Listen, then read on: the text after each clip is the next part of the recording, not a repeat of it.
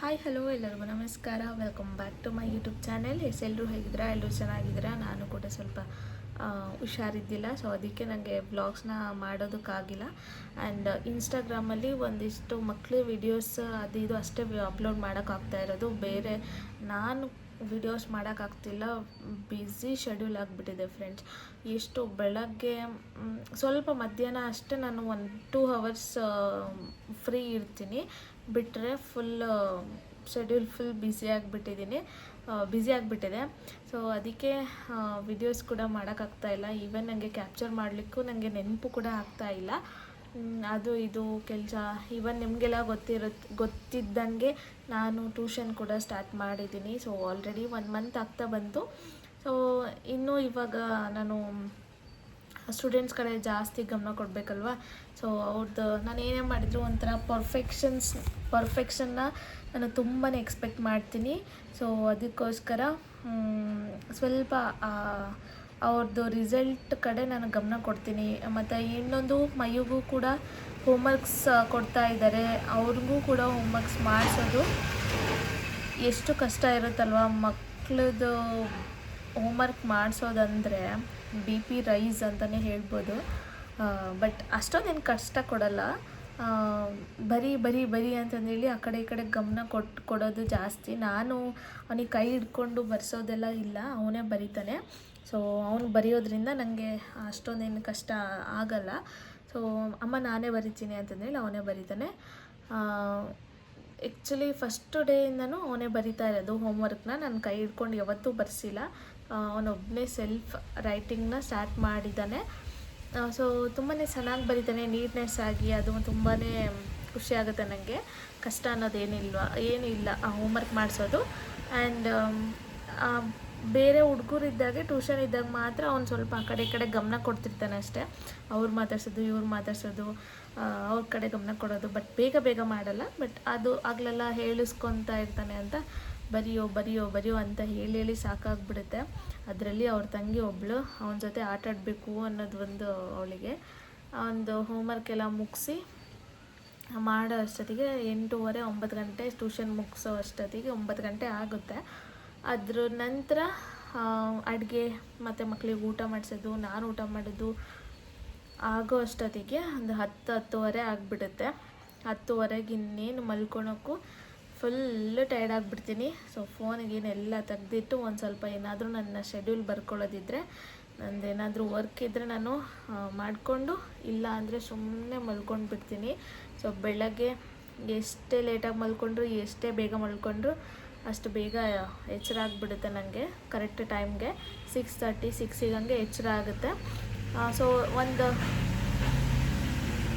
Friends, ಇನ್ನೊಂದು 2 ಡೇಸಿಂದ ಸ್ವಲ್ಪ ನನಗೆ ಹುಷಾರಿಲ್ಲ. ತುಂಬಾ ಟೆನ್ಷನ್ ಆಗಿಬಿಟ್ಟಿತ್ತು ನನಗೆ ಆಗಿರೋದು ನೋಡಿದರೆ. ಸೊ ನಿನ್ನೆ ಹಾಸ್ಪಿಟಲಿಗೆ ಹೋಗಿ ಬಂದೆ. ಡಾಕ್ಟರು ಹೇಳಿದ್ದಾರೆ. ಸೊ ಬೆಳಗ್ಗೆಯಿಂದನೇ ನನಗೆ ಅಷ್ಟೊಂದೇನು ಪೇಯ್ನ್ ಇದ್ದಿಲ್ಲ. ಹೊಟ್ಟೆ ಫುಲ್ ಅಬ್ಡೊಮೆನ್ ಪೇಯ್ನು, ಫುಲ್ ಗ್ಯಾಸ್ಟ್ರಿಕ್ಕು, ಮತ್ತು ಈ ಕಡೆ ಸೊಂಟದ ಹತ್ರ ಎಲ್ಲ ಫುಲ್ಲು ಪೇಯ್ನ್ ಬರ್ತಾಯಿತ್ತು ನನಗೆ. ಸೊ ಬೆಳಗ್ಗೆ ನಾನು ಇಡ್ಲಿ ಏನೋ ತಿಂದಿದ್ದೆ ನಿನ್ನೆ. ಸೊ ಅದಾದಮೇಲೆ ಮಧ್ಯಾಹ್ನ ನುಗ್ಗೆಕಾಯಿ ಸಾಂಬಾರನ್ನ ಮಾಡ್ಕೊಂಡು ತಿಂದಿದ್ದೆ. ಅನ್ನ ಸಾಂಬಾರು ಬೇಗನೆ ಹೊಟ್ಟೆ ಹಶ್ವಾಗಿತ್ತು ಅಂತಂದೇಳಿ 1:30 ಊಟ ಮಾಡಿದೆ. ಅದಾಗಿದ್ಮೇಲೆ ಅಮ್ಮಗೆ ಊಟ ಮಾಡಿಸ್ತಾ ಇದ್ದೀನಿ, ಹಾಕ್ತಾನೇ ಇಲ್ಲ. ನನಗೆ ಫುಲ್ಲು ಹೊಟ್ಟೆ ನೋವ್ತಾ ಇದೆ. ಹಂಗೆ ಗ್ಯಾಸ್ಟ್ರಿಕ್ ಆಗಿ ಫುಲ್ ಹೊಟ್ಟೆ ಎಲ್ಲ ಹಿಡ್ಕೊಂಬಿಟ್ಟೈತೆ. ನಿಂಬೆಹಣ್ಣು ಮತ್ತು ಬಿಸಿನೀರು ಹಾಕ್ಕೊಂಡು ಕುಡ್ದಿದ್ದಾಯಿತು, ಮತ್ತು ಗ್ಯಾಸ್ಟ್ರಿಕ್ ಟ್ಯಾಬ್ಲೆಟ್ ಕೂಡ ತಗೊಂಡೆ, ಆದರೂ ಕೂಡ ಕಮ್ಮಿನೇ ಆಗಲಿಲ್ಲ. ಸೊ ಅದಕ್ಕೆ ಅದಾದಮೇಲೆ ಸ್ವಲ್ಪ ಮಲ್ಕೊಳ್ಳೋಣ ಅಂತ ಮಲ್ಕೊತಾ ಇದ್ದೀನಿ, ನಿದ್ದೆ ಕೂಡ ಬರ್ತಾ ಇದ್ದಿದ್ದಿಲ್ಲ. ಇನ್ನೂ ಪೇಯ್ನ್ ಜಾಸ್ತಿನೇ ಆಗ್ತಾಯಿರ್ತು, ಬಟ್ ಕಡಿಮೆ ಅಂತೂ ಆಗ್ತಾ ಇದ್ದಿದ್ದಿಲ್ಲ. ಸೊ ಅದಕ್ಕೆ ಸಂಜೆವರೆಗೂ ವೆಯ್ಟ್ ಮಾಡೋಣ, ಡಾಕ್ಟರ್ ಹತ್ರ ಹೋಗಲೇಬೇಕು ಇವತ್ತು ಏನೇ ಆದ್ರೂ ಅಂತಂದೇಳಿ ಡಿಸೈಡ್ ಆಗಿಬಿಟ್ಟಿದ್ದೆ. ಸೊ ಸಂಜೆ 6ಗೆ 6ಇಂದ ನಾನು 8:30ವರೆಗೂ ಟ್ಯೂಷನ್ ಮಾಡ್ತೀನಿ. ಬಟ್ ನಾನು ಮಕ್ಕಳಿಗೆ ಹೇಳಿದರೆ 8 ಗಂಟೆಗೆ ಇವತ್ತು ಬಿಡ್ತೀನಿ ಅಂತ ಹೇಳಿದೆ. ಓಕೆ ಮ್ಯಾಮ್ ಅಂತ ಹೇಳಿದರು. ಬಟ್ 7ಗೆ ಬಿಡ್ತೀನಿ ಅಂತ ಹೇಳಿದ್ರು. 7ವರೆಗೂ ನನಗೆ ಆಗ್ತಾಯಿಲ್ಲ. 7ವರೆಗೂ ಕೂರೋಕ್ಕೂ ಆಗ್ತಾಯಿಲ್ಲ, ನಿಂದ್ರೋಕ್ಕೂ ಆಗ್ತಿಲ್ಲ, ಮಲ್ಕೊಳ್ಳೋಕ್ಕೂ ಆಗ್ತಿಲ್ಲ. ಫುಲ್ಲು ಪೇಯ್ನ್ ಬರ್ತಾಯಿತ್ತು ಲೆಫ್ಟ್ ಸೈಡು. ಸೊ ಎಂಥ ಪೇನು ಅಂತಂದರೆ ಸಿವಿಯರ್ ಪೇನು. ನನಗೆ ಇನ್ನೇನು ಅಳೋದು ಒಂದು ಬಾಕಿ ಇತ್ತು ನೋಡು, ಫುಲ್ಲು ಒಂಥರ ಕಿರ್ಚ್ಕೊಂಡು ಅಳಬೇಕು ಆ ಥರ ಆಗ್ತಾಯಿತ್ತು ನನಗೆ. ಸೊ ಫಸ್ಟು ಹಾಸ್ಪಿಟ್ಲಿಗೆ ಹೋಗ್ಬಿಡೋಣ ಅಂತಂದೇಳಿ ಒಂದು 6:45 ನಾನು ಟ್ಯೂಷನ್ ಮಕ್ಕಳನ್ನೆಲ್ಲ ಮನೆಗೆ ಕಳಿಸಿ ಸಡನ್ನಾಗಿ ಆಟೋ ಬುಕ್ ಮಾಡಿಕೊಂಡು ನಮ್ಮ ಮನೆಯವ್ರು ಬೇರೆ ಇದ್ದಿಲ್ಲ. ನಮ್ಮ ಮನೆಯವರು ಯಾವುದೋ ಊರಿಗೆ ಹೋಗಿದ್ದರು ಹಳ್ಳಿ ಮೇಲೆ. ಸೊ ಕೆಲಸದ ಮೇಲೆ ಹೋಗಿದ್ರಲ್ಲ, ನಾನು ಅವ್ರಿಗೆ ಫೋನ್ ಮಾಡಿದ್ರು, ಅವ್ರಿಗೆ ಈಗ ಸಡನ್ನಾಗಿ ಬರೋದಕ್ಕೂ ಆಗಲ್ಲ ಅಂತಂದೇಳಿ ನಾನು ಅಮ್ಮ ಕರ್ಕೊಂಡು ಅಮ್ಮನ ಮನೆಗೆ ಹೋದ್ವಿ. ಅಮ್ಮ ಸರಿ ನಾನು ಬರ್ತೀನಿ ಅಂತಂದು ಹೇಳಿದರು ಹಾಸ್ಪಿಟ್ಲಿಗೆ. ಅವ್ರೂ ಕರ್ಕೊಂಡು ಮತ್ತೆ ಆಟೋ ಮತ್ತೆ ಬುಕ್ ಮಾಡಿಕೊಂಡು ಹಾಸ್ಪಿಟಲಿಗೆ ಹೋದ್ವಿ. ಡಾಕ್ಟ್ರಿಗೆ ಈ ಥರ ಆಗ್ತಿದೆ ಅಂತ ಹೇಳಿದ್ವಿ. ಸೊ ಇದನ್ನು ನೆಗ್ಲೆಕ್ಟ್ ಮಾಡೋದು ಬೇಡ, ನೀವು ಸ್ಕ್ಯಾನ್ ಮಾಡಿಸೋದು ಒಳ್ಳೆಯದು. Urine test, blood test, scan ಇದು 3 ಮಾಡಿಸ್ಬಿಡಿ ಅಂತ ಹೇಳಿದರು. ಸೊ ಓಕೆ ಅಂತಂದೇಳಿ ಫಸ್ಟು ನನಗೆ ಗ್ಯಾಸ್ಟ್ರಿಕ್ ಅಂತೂ ಸಿಕ್ಕಾಪಟ್ಟೆ ಆಗಿಬಿಟ್ಟಿತ್ತು. ಗ್ಯಾಸ್ಟ್ರಿಕ್ ಆಗಿ ಮತ್ತು ಹಿಂದ್ಗಡೆ ಬ್ಯಾಕ್ ಪೇನು ಕೂಡ ಸೈಡಲ್ಲಿ ಈ ಥರ ಪಕ್ಕೆ ಇರುತ್ತಲ್ಲ ಅಲ್ಲಿ ಸೊಂಟ ಅಂತ ಹೇಳ್ತಾರಲ್ಲ ಆ ಕಡೆ ಅದು ಫುಲ್ಲು ನೋವು ಬರ್ತಾಯಿತ್ತು. ಇಷ್ಟೊತ್ತು ಕೂರೋಕ್ಕೂ ಆಗ್ತಾಯಿದ್ದಿದ್ದಿಲ್ಲ, ವಿತಿನ್ ಸೆಕೆಂಡು ಕೂಡ ಕೂರೋಕ್ಕಾಗ್ತಾಯಿದ್ದಿದ್ದಿಲ್ಲ ನಿನ್ನೆ ನನಗೆ. ಸೊ ಡಾಕ್ಟ್ರ್ ಹತ್ರ ಹೋದಾಗೆ ಟ್ಯಾಬ್ಲೆಟ್ಸ್ ಕೊಟ್ಟರು. ಟ್ಯಾಬ್ಲೆಟ್ಸ್ ಅದು ಪೇಯ್ನ್ ಕಿಲ್ಲರ್ ಟ್ಯಾಬ್ಲೆಟ್ಸ್. ಇದು ಸದ್ಯಕ್ಕೆ ಇದನ್ನು ತೊಗೊಳಮ್ಮ, ಬೆಳಗ್ಗೆ ಅಷ್ಟೊತ್ತಿಗೆ ಸ್ಕ್ಯಾನಿಂಗಿಗೆ ಹೋಗ್ಬಿಡ್ರಿ ನೀವು ಅಂತ ಹೇಳಿದರು. ಸರಿ ಅಂತಂದು ಹೇಳಿ ಇಂಜೆಕ್ಷನ್ನು ಕೂಡ ಮಾಡಿದರು. ಒಂದು ಇಂಜೆಕ್ಷನ್ ಮಾಡಿ 2 ಪೇಯ್ನ್ ಕಿಲ್ಲರ್ ಟ್ಯಾಬ್ಲೆಟ್ ಕೊಟ್ಟರು. ಇದು ಜಾಸ್ತಿ ಪೇಯ್ನ್ ಬಂದಾಗ ಅಷ್ಟೇ ತೊಗೊಳ್ಳಿ, ಇವಾಗ ಒಂದು ತೊಗೊಂಡ್ಬಿಡಿ ಅಂತ ಹೇಳಿದರು. ಸರಿ ಅಂತಂದೇಳಿ ನಾನು ಅಮ್ಮನ ಮನೆಗೆ ಸೀದಾ ಹೋಗಿ ಅಲ್ಲಿ ಫಸ್ಟು ಟ್ಯಾಬ್ಲೆಟ್ ತೊಗೊಂಡೆ. ಟ್ಯಾಬ್ಲೆಟ್ ತೊಗೊಂಡಾದಮೇಲೆ ನನಗೆ ಕಡಿಮೆ ಆಗಿದ್ದು, ಅಲ್ಲಿವರೆಗೂ ಕಡಿಮೆನೇ ಆಗಿದ್ದಿಲ್ಲ.